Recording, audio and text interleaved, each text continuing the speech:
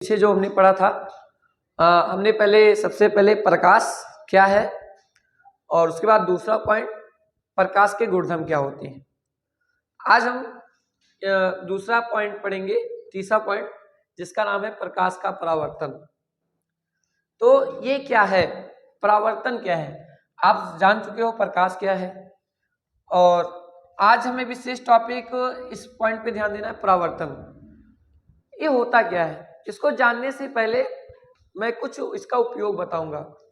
उपयोग, पहला एग्जाम्पल, जैसे ये आपका कमरा है और कमरे में ये आपकी टेबल है, मान लीजिए टेबल है।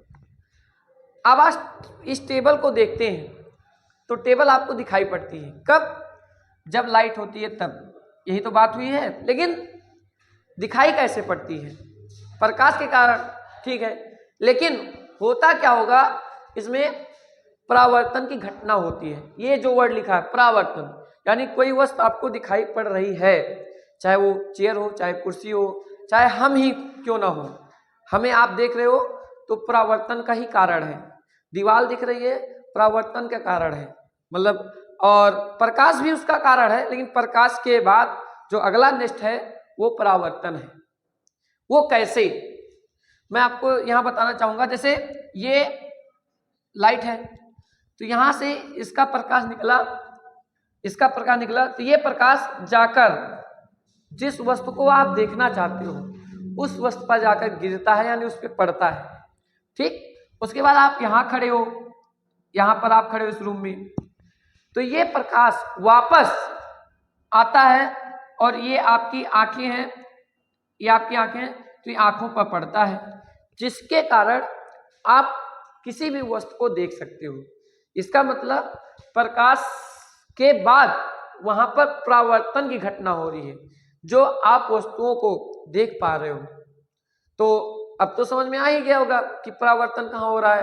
जैसे आप मुझे देख रहे हो तो मुझे देखने का कारण मेरे ऊपर प्रकाश पड़ रहा है, उसके बाद रिफ्लेक्ट होकर वो आपके आंखों के ऊपर पड़ रहा है, इसी कारण आप मुझे देख पा रहे हो। चाहे जो भी चीजें हो सेम इसी तरीके से काम कर रही हैं। चलो, और मैं आपको एक एग्जांपल दे सकता हूँ। और जैसे आपने दर्पण, दर्पण जानते होंगे, जिसे आप शीशा बोलते हैं, जो सुबह सुबह आप लोग अपने चेहरे को देखने के लिए प्रयोग करते हैं, वो उसी दर्पण की मैं बात कर रहा हूँ। तो ये आपका दर्पण होता है, ये आपका दर्पण होता है। तो ये मान लो दर्पण है जो आप घर में यूज करते हो, तो इसमें आप देखते हो अपना चेहरा, देखते हो ऐसे यूं देखते हो ना, तो उसी तरह तो कैसे दिखाई पड़ता है, तो उस पर जाकर लाइट ऐसे पड़ती है, वो लाइट इसमें जाकर पड़ती है, उसके बाद लाइट जाने के बाद जो प्रकाश है वापस ऐसे परिवर्तित हो जाती है, मतलब ऐसे मुड़ जाती है। तो ये जो घटना आप देख रहे हो, इसी घटना का नाम प्रकाश का परावर्तन है। अच्छा, इसकी एक्चुअल डिफिनीशन क्या है देखते हैं। चलो मान लेते हैं कि हमारे पास एक प्यारा सा दर्पण है, ये आपके पास एक प्यारा सा दर्पण है।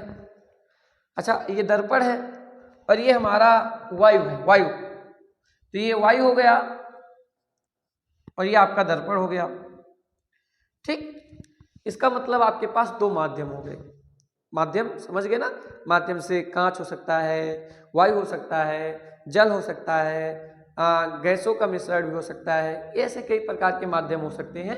तो आपने यहाँ पर दो माध्यम लिया है, एक वायु जिसका मैं नाम दे रहा हूँ माध्यम एक, इसका मैंने नाम दिया माध्यम एक, ठीक। और दर्पण को मैं दूसरा माध्यम मान रहा हूँ। इस समय आपके सामने जो दर्पण है जो आप घर पे यूज करते हो सुबह सुबह, उसी दर्पण की मैं बात कर रहा हूँ, ठीक है। तो ये माध्यम एक हो गया और ये माध्यम, इसका नाम देते हैं माध्यम दो हो गया। अब होता क्या है जो जानते हैं कि ये आपका सूर्य है, सूर्य मतलब सन, ये आपके पास है, आपके पास है, निकलता है सुबह सुबह, आप जानते भी हो। तो अब क्या होगा, देखो प्रकाश इससे निकलता है, ये भी आपको पता है। तो प्रकाश की किरणें, प्रकाश की किरणें एक माध्यम से चलते हुए, तो माध्यम एक देख रहे हो ना, माध्यम एक वायु, मतलब मैं वायुमंडल के बाद की बात कर रहा हूं, उससे पहले की नहीं है, क्योंकि उससे पहले मैंने आपको समझाया था कि उसके बाद अंतरिक्ष में वायु नहीं है, लेकिन तभी भी प्रकाश वहां चल सकता है। ठीक है, तो मैं यहाँ पर अर्थ पे बात कर रहा हूं। तो आप देख रहे हो जब प्रकाश किरणें माध्यम एक, आप देख रहे हो पूरा माध्यम एक है, अर्थात ये माध्यम एक पूरा वायु है। ठीक है, अब माध्यम एक से चल के क्या होता है, जब अब देखो अब यहां पर क्या हो रहा है, जब माध्यम दो, ये माध्यम दो अर्थात दर्पण अर्थात कांच माध्यम दो से टकराता है, देखो टक्कर मार दिया, माध्यम एक से चल के जब माध्यम दो से टकराता है तो टकराने के बाद क्या होगा, प्रकाश का, प्रकाश जो ये प्रकाश आ रहा है का अधिकांश भाग पुनः अपने माध्यम में, देख रहे हो ना, वायु में आया और वापस वायु में ही वापस लौट गया। देख रहे हो ना, जब प्रकाश की किरण एक माध्यम से चल के दूसरे माध्यम के तल से टकराता है, टकराने के बाद पुनः वह अपने मार्ग में वापस लौट जाता है। इसी घटना को हम लोग क्या बोलते हैं, प्रकाश का परावर्तन कहते हैं। इसी कारण आप किसी वस्तु को देख पा रहे हो, पहली बात प्रकाश का होना जरूरी है, दूसरी बात जब ये प्रकाश किसी वस्तु पे जाकर गिर रहा है, जब उसे पड़ रहा है, अर्थात ये किरणें जाकर उस पे वस्तु पे गिर रही हैं और गिरने के बाद वो किरणें आपको वापस इस तरह रिफ्लेक्ट हो रही है आपकी ओर, जिसके कारण आप वस्तुओं को देख पा रहे हो।